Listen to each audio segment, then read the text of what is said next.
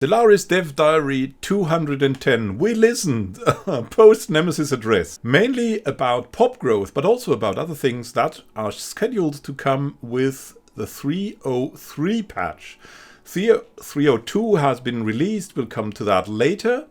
So, what are they saying with Gregwolf? Typical for Morregard, he thanks us for the feedback. Yeah, that's something constructive to work with, right? So, what will be in the 303 patch? Some improvements relating to operations and espionage, as people learn about that. Absolutely good. Tweaking and making improvements related to pop growth. There's a big part about that we'll come to later.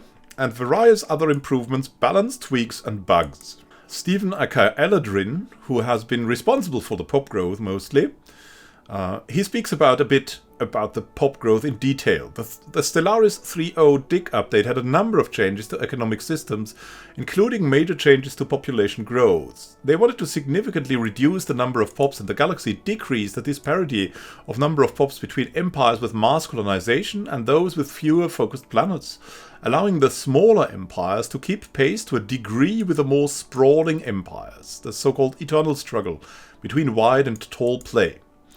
As a part of this, they made some changes to increase economic output of individual pops or other sources through various means. Some technologies were buffed, and you've already seen that, or I have seen, you probably too, that there's a lot of different output, and there's a lot of different numbers of workplaces. The workplaces are handled differently.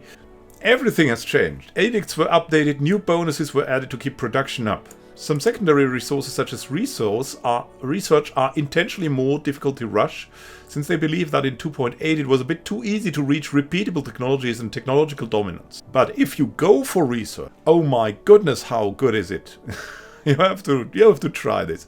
So they do recognize that putting limitations on the previously endless growth can feel bad, and that the large number of sudden changes can be shocking. Internally, they've been playing with the systems for months. They know that will take a transition period to get used to some of the changes, and these changes all in all can be better for improving the long-term playing experience, is what they believe. That said, months of internal testing pales in comparison to a week of live play. Yeah, that's just thousands of people. Thousands and thousands of people. It's just more. And they are not living in a bubble. It's everybody is there, of a lot of different tastes. The feedback they've received from us has been integral for them to continue to improve the playing experience, has led to some adjustments they want to make. Balancing complex systems are an ongoing process. Yeah, we're used to this in Stellaris, right? Every couple of months, the game is totally different.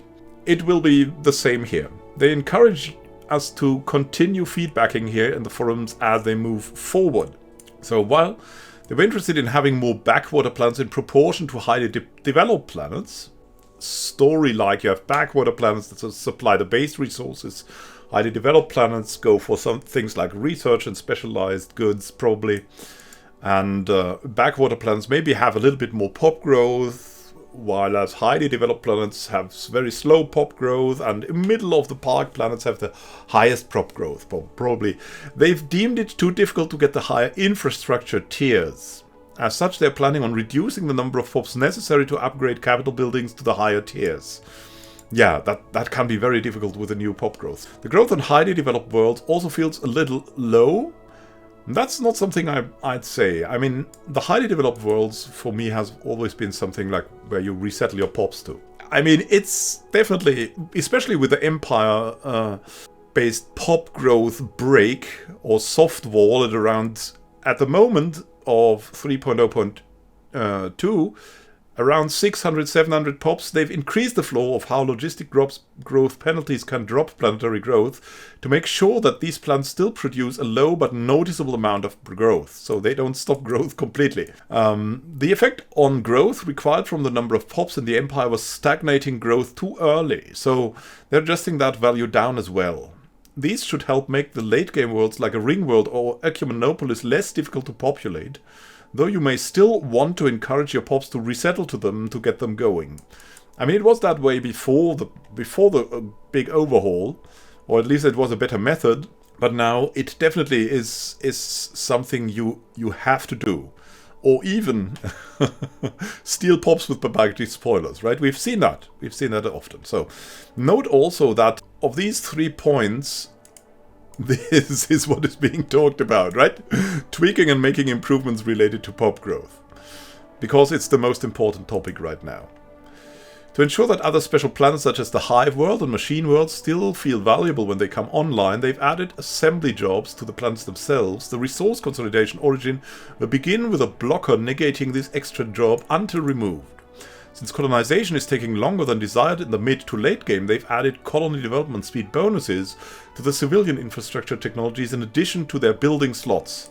So that's quite interesting, that it also adds colony development speed, because colony development speed, and I've noticed that too, has been very, very slow. It hasn't really bugged me that much, but if they want to try to get this to make the game feel quicker, well, let's try it out, right? There's been a lot of positive feedback regarding the new automatic resettlement mechanics. Yeah, I like it too. So we're looking at changing the functionality of the slave processing plant to expand automatic resettlement to slaves on the planet at a reduced rate instead of providing production bonuses. So much paperwork, yeah. Sparing ourselves of the manual resettling is good, even though manual resettling is sometimes really a joy to do. It's not if you have to do it with a big empire. If you have to do like for every hour you need 10 minutes of resettling. Constructor bots have requested building slot parity with functional architecture, and we can yield it to their demands. The biotrophies of the rogue servitors have also been shown some educational programs to help them multiply. Yeah, that's good. That has been a big issue to the poor rogue servitors. And as a quality of life request from the Prosperously Unified, we're extending the duration of the homeworld buff to 20 years. Yeah, because that was the go-to thing for AIs, and if you wanted to really good AI with Prosperous Unification, and also for the people who don't have the absolute ton of DLCs, Prosperous Unification was the go-to thing. It was very, very powerful before. I give them that. So extending it to 20 years is a good change. It's still like the boost at the start. So this is not a comprehensive list of all the changes they're looking into for 3.03, but rather some of the highlights. So there's even more coming. So 3.03 will be a big patch, and I'm really looking forward to it. So I also wanted to add in the 3.02 hotfix released. There has been just some little bug fix. So fix an issue with a big red button achievement not triggering before the game ended. Yeah, probably some people wanted to reach that and they were, yeah, disgruntled. Okay, we can understand that. And fix an issue where players couldn't play as the pre-scripted human empires. I like to do pre-scripted human empires and the pre-scripted empires to try out. I think they're very flavorful, so that's a good fix, of course. And that's also a go-to thing if you're coming into the game as a new player. So it's important to fix that. Fix an issue with criminal syndicates branch offices producing super negative trade due to crime, then multiplying it because of crime. Yeah, that was very odd. So very good that they fixed it. Known issue, the branch office breakdown tooltip for criminal syndicates does not include their planetary bonuses. The final value displayed in the UI is correct, however. And there are various graphical flickering issues. They're working on that fix, but they couldn't get it into this specific hotfix. I've seen that in some of my chaps that are also playing Stellaris. I've thankfully not experienced it myself. I wish you all a lot of fun with Stellaris again. I will certainly have some. And we'll see each other in the next video. Have a great time until then and happy gaming. This is Immanuel Can signing out. See you soon and happy gaming.